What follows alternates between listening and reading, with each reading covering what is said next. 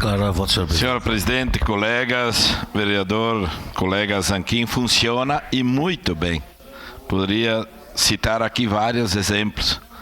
E eu sempre fui a favor e digo, a educação começa em casa e os ensinamentos, em conjunto com a família, a gente busca no colégio. Eu já falei aqui várias vezes.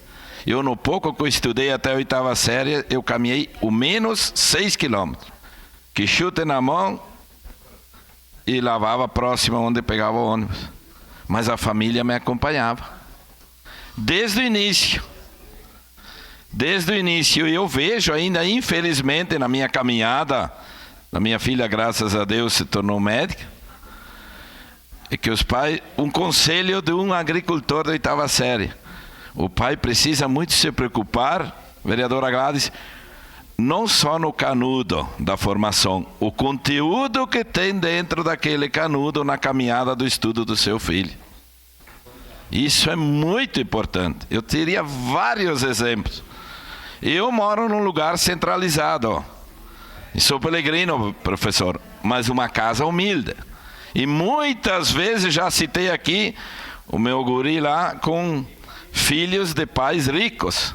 E eu digo, Gabriel, tu não tem receio? Sabe o que eles dizem para mim? Disseram, o senhor vem aqui conversar com a gente. Os nossos pais não estão nem aí com nós. E aqui nós se sentimos bem. Então reflete no todo de um bom cidadão, primeiro, educando a sua responsabilidade, o acompanhamento, o bom andar do colégio, mas principalmente o conteúdo da formação daquele meu filho. E não só simplesmente, meu filho se tornou um médico, mas o que ele tem dentro daquele conteúdo, principalmente. Poderia ter aqui, não vou falar no microfone, vários casos. Minha filha estudou em Passo Fundo. Infelizmente, alunos que saíam fazer folia com os professores, tiravam as melhores notas. Bom, não cabe a mim questionar o que será desses filhos. Parabéns. Declaração de